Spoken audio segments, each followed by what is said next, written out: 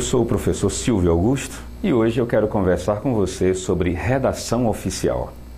Você sabe que a redação oficial, ela é própria do ofício, daí a expressão oficial.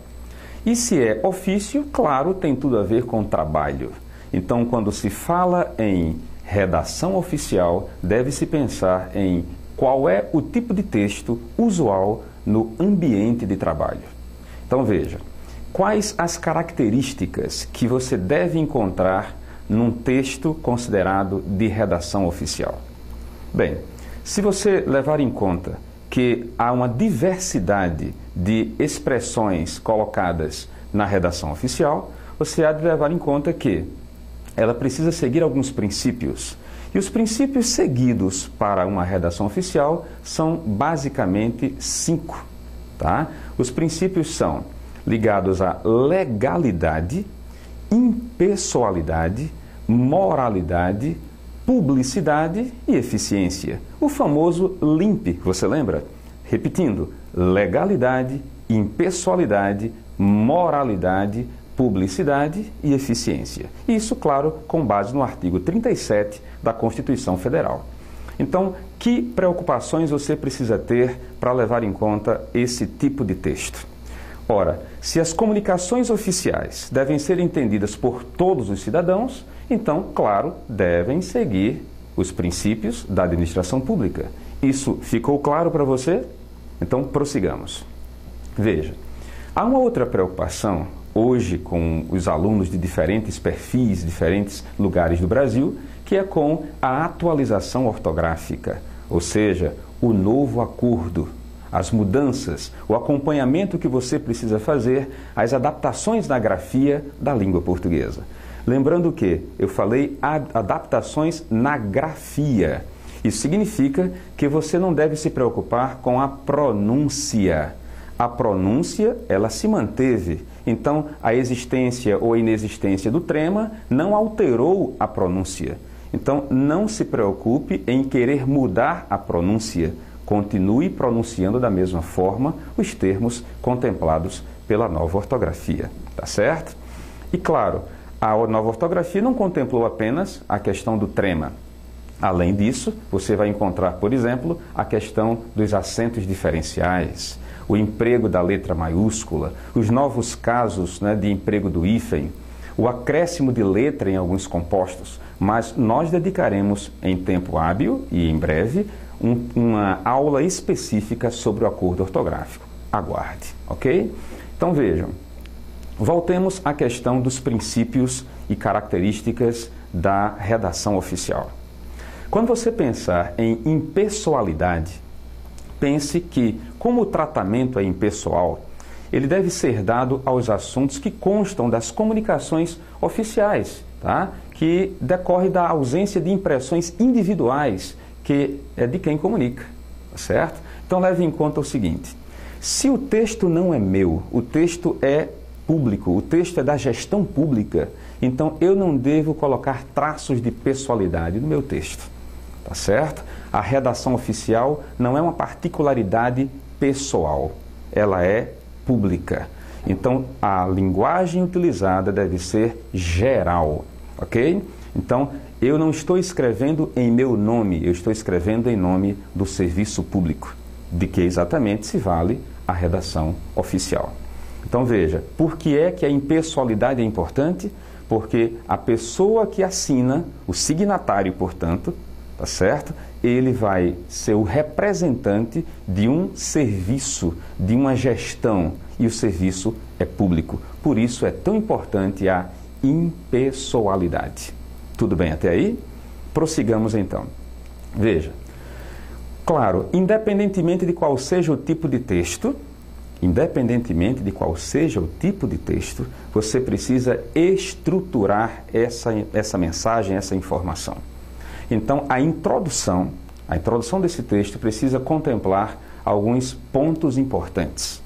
Se eu vou introduzir um texto, quer seja de redação oficial ou de qualquer outro texto, eu preciso apresentar essa informação. Tudo bem? E como é essa apresentação? A preocupação com os itens que serão abordados nesse texto. Se tratar, por exemplo, de um memorando, que é um dos tipos de redação oficial que você conhece, inclusive o memorando é o mais comum, é o mais corriqueiro, porque ele vai ter como característica a comunicação entre os setores de uma mesma instituição. Não se esqueça, setores de uma mesma instituição. Esse, inclusive, é um dos diferenciais do memorando. Ele não é uma redação que é externa, ou que seja externa. É uma comunicação entre setores de uma mesma instituição.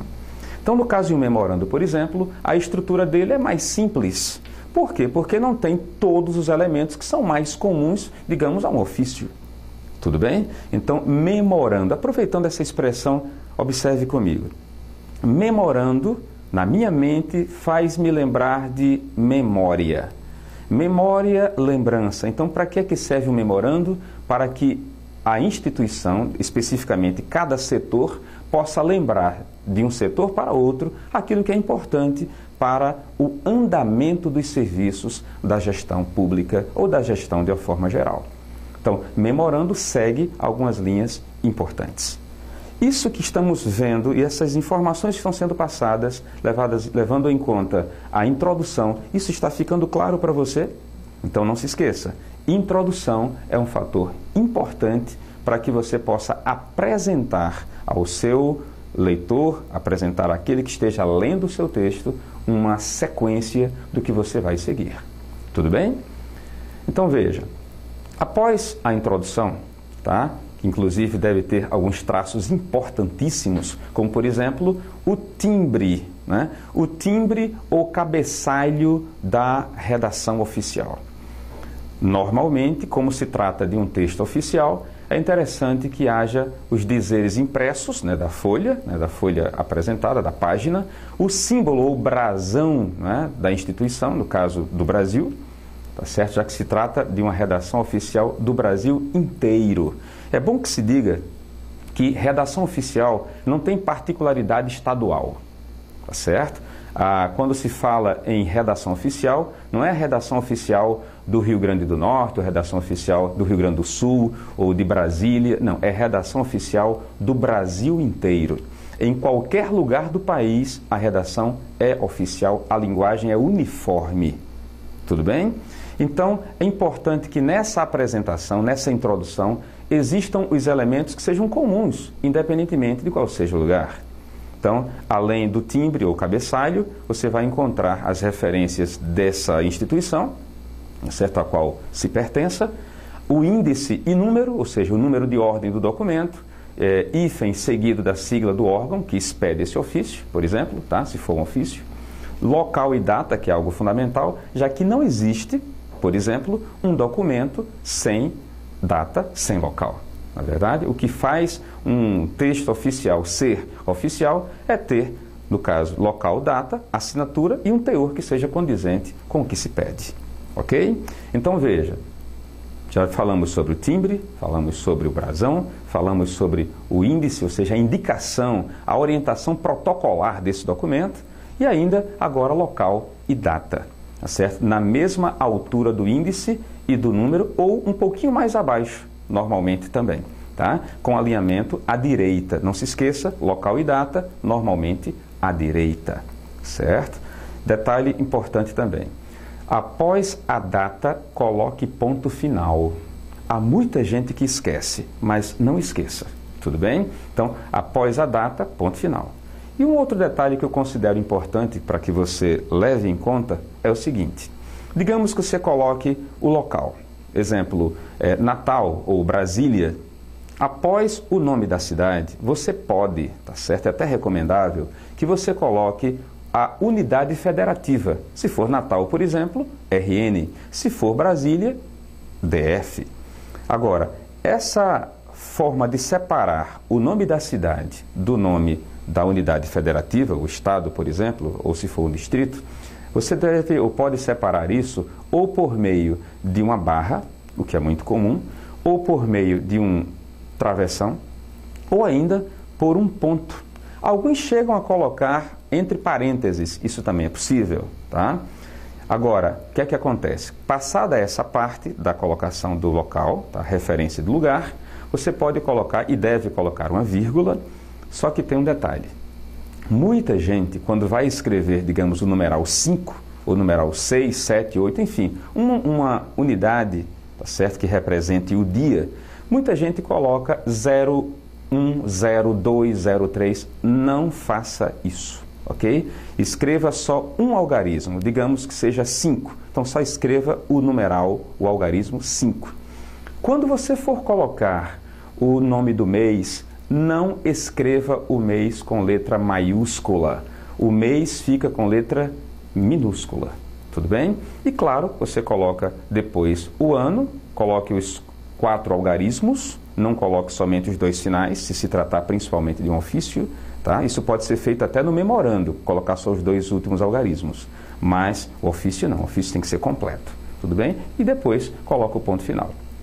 Reforçando mais uma vez que a colocação da unidade federativa, isso é um emprego facultativo. Você pode colocar, como já disse, Natal RN, ou não colocar o RN, só colocar Natal, assim como você poderia colocar Brasília e não colocar DF. Mas o mais recomendável é que você coloque o nome da cidade e o nome da unidade federativa. Até aí tudo claro para você? Eu espero que sim.